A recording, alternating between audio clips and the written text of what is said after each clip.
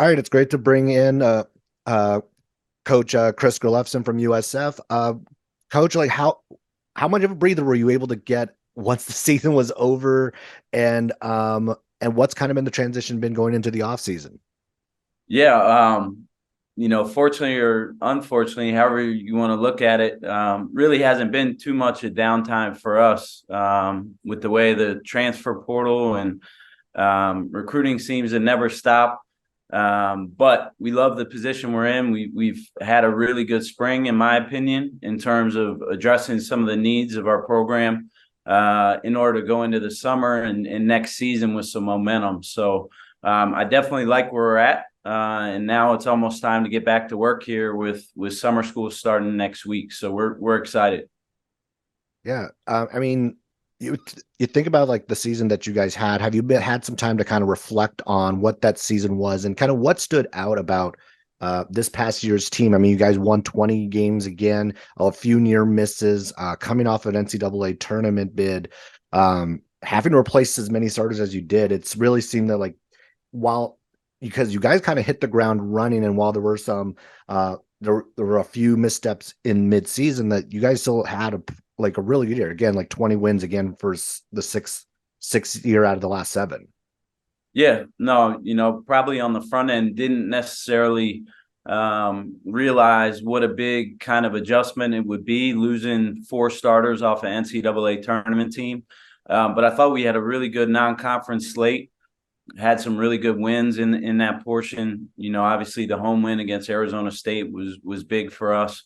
And then heading into conference play was a little bit of a rocky start for us at the beginning, but to credit of our staff and the guys in the locker room, I thought arguably we were playing our best basketball at the end of the year, and that's a testament to the players and the staff. I thought we had a really good WCC tournament run.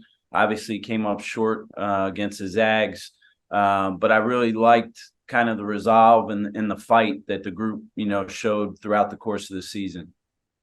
Yeah, I mean, there were so many different stories you can kind of point to. I mean, first and foremost, the one that pops out is obviously just the Khalil Shabazz coming back and being there for his final season, and just the way to kind of like the way he capped off that career. I was thinking what being there in Vegas and watching that tournament, and yeah, he had an off game against Santa Clara, and then I'm thinking after that, or not against Santa Clara, against Pacific, and then after that win, I've been thinking he's not going to go out like this. He's not going to have like a bad game like that. He's going to come out strong against Santa Clara.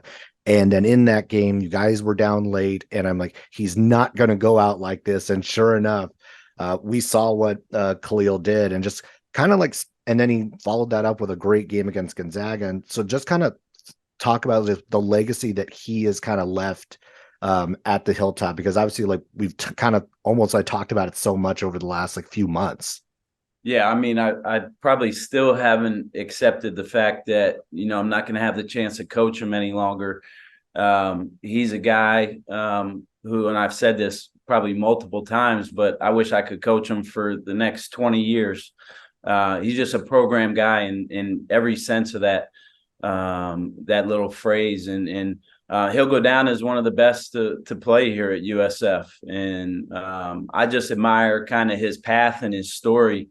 For him to kind of start with no Division I scholarship offers, really no scholarship offers in general. He had a partial D2 scholarship, and for him to turn into the player and the person that he did is so fun. It was so fun to be around. It was so fun to coach him, and he's going to be obviously sorely missed by our program. But I'm excited to see who steps up, and kind of who assumes the role that he had. I don't know if there's any singular replacement for him, but it's going to be nice and to see what our group does going forward. Yeah, I mean, obviously, like a guy like him is hard to replace. A guy like Ty Roberts is going to be tough to replace as well. But you had a lot of kind of like nice stories of guys who are going to be coming back. I mean, the first and foremost kind of like pops up is like Marcus Williams and how well he played kind of down the stretch of the season. kind of talk about like some of the guys you do have coming back and like what you kind of expect for some from some of these returns because they might have been a little bit more role players this year, but they're going to be asked obviously probably to do a lot more now. Yeah, I think the combination with the guys that we have returning, with some of the guys that we bringing in through the transfer portal and also high school players, I think we have a chance to be a lot more deep than we probably were this past year. I think we have better positional size across the board. And I'm excited to see what Marcus does. I give Marcus a lot of respect because he came into a new situation and he's used to being ball dominant and having the ball in his hands majority of the time. And he really adjusted and found his way playing with Khalil and Tyrell. And again, I think he got better as the year went on. And he's at a monster spring as we head into the summer here. So I think he's a guy who really has a chance to make a really big jump for our team and our program and be one of the better guards in the WCC. I think he's that capable in terms of his talent level. And then you saw other guys like Isaiah Hawthorne and some of our front court players kind of break out and have a really good campaign for us. So I'm just excited to see how much more better we can get, moving forward. Yeah, and you talked about like just the combination of the returners, but then also some of the new guys. Some obviously some with some bigger pedigree, like Malik Thomas coming up in from USC, who's going to be a bigger wing for you guys. Stefan Todorovic coming in from SMU.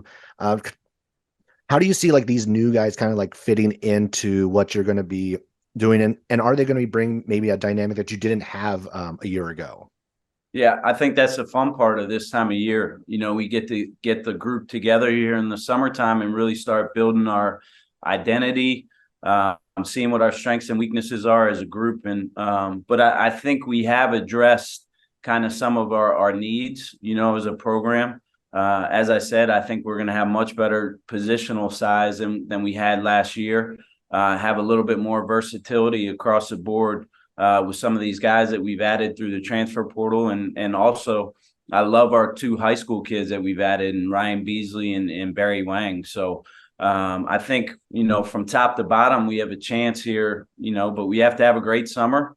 Everyone is chasing the same thing at this point. And, I'm excited to get back to work with these guys. And I think about just like the way this league has been, I mean, obviously far more competitive it feels like over the last couple of years than maybe it ever has been. It feels like that this league is just so loaded with talent top to bottom. The fact that you have Pepperdine, who finished toward the bottom of the league, has an NBA guy had an NBA guy on that roster. And as you're kind of like recruiting, you're prepping for the season, just like kind of talk a little bit about just like how it's like just the competitiveness level of this conference helps on the recruiting front, but then also how that like changes how you're prepping for the year. Yeah, I mean, it's a great question. I first thing I would say is I don't think our league gets the respect that it deserves.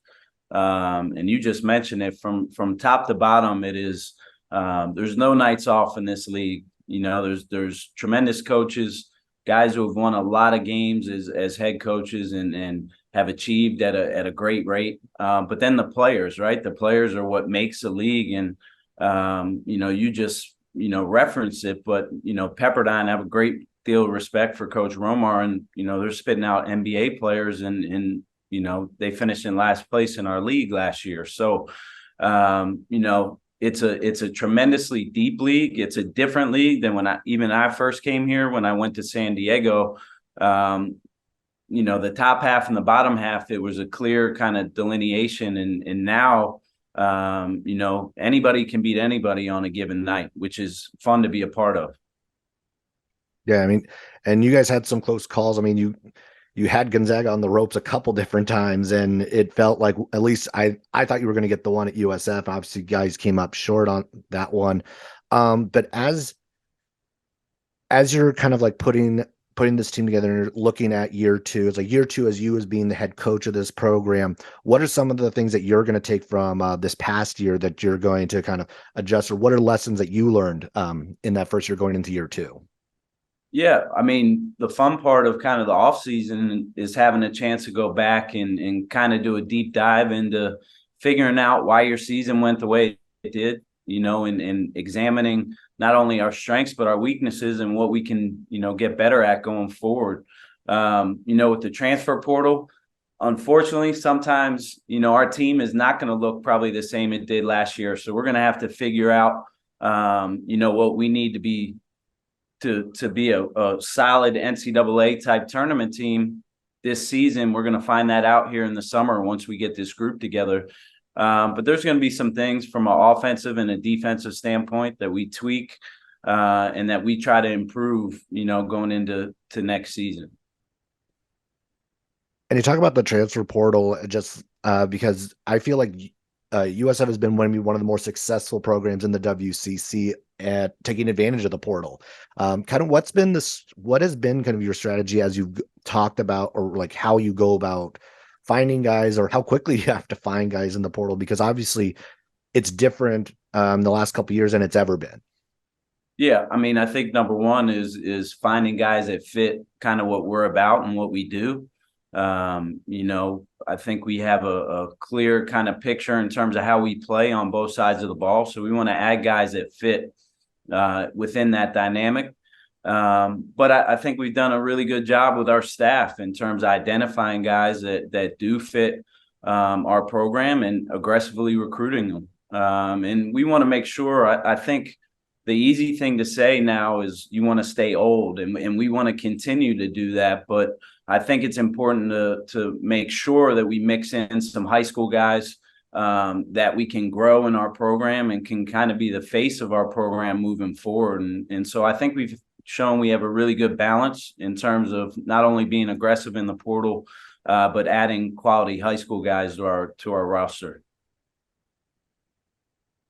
All right, and I've started to kind of like try to get a little bit of sense from everybody as far as we talked about the depth of this league, and obviously there's a number of guys who are still going to be in the NBA draft and may or may not get picked. But I think there's plenty of guys who are going to be NBA guys. But of like the WCC players, and I'll remove all the USF guys from this equation. Of the rest of the guys that you've had to coach against and game plan against, who do you see as maybe being the one that's going to transfer best at the next level?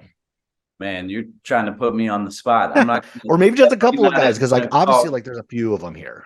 Yeah, I mean, I think that speaks to the beauty of our league, and the quality of our league. I think obviously it's easy to always talk about the Gonzaga guys, and we have tremendous amount of respect for Coach Few and what he's done with the program and the players they've spit out on a year-to-year basis. It's amazing.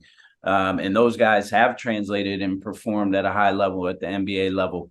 And I expect nothing different with the guys that left this year. I think that's going to continue. But it's neat, too, to see, some of these other programs start spitting out, NBA players. And, we saw it with Jamari a year ago. But now to see it with Brandon at Santa Clara, and obviously Jalen Williams did it the year prior, and to even see what they're doing down at Pepperdine, I think there's quality. If you go down every roster in our league, the best players on the teams are in the NBA discussion, and I think that's a really good recruiting sell, not only for us here at USF, but our league as a whole. We're spitting out pro NBA type players are going to have a chance to have really long careers. And that's neat to see as a coach in this league. All right. And as I'm going to like transition and start to kind of get you out of here, you're a Philly guy. You grew up in Philly, and obviously Philly sports has had some heartbreaking moments over the last year. But obviously they've also had some great moments over the years. What's a Philly sports moment that always kind of like sticks out in your mind as like good or bad? Like what's the one that kind of like that always pops up? Man, I've had my heart broken more times than I like to say, when it comes to Philly sports, but more in a general sense, I think, my passion for not only coaching and competing, but it was formed early on because of the city of Philadelphia. It's an unbelievable college basketball city, number one, but it's a pro city as well. I've been at so many different games and experienced so many different things as a Philadelphia sports fan, but I'd have to go back to, the Eagles, finally getting over the hump and winning a Super Bowl. That was a pretty cool moment after all the heartbreaks, that I've experienced as a Philly sports fan. But really cool city to grow up in and be around the sports scene for sure. Like that Super Bowl is almost just amazing. Like the run of that Nick Foles had throughout that postseason, and For sure. having to do it against Tom Brady and all that. That's definitely an incredible one. Like as a non-Philly person, like that's definitely one that would stick out for me. No, absolutely. That was fun to be a part of, and hopefully Jalen Hurts can figure it out and get us over the hump again. But yeah, I bleed definitely Philadelphia sports through and through. All right. Thanks, Coach, for hopping on. We'll definitely catch up at some point in the near future. And just have a good summer, and looking forward to the season. Appreciate it, Zach. Thanks for having me on.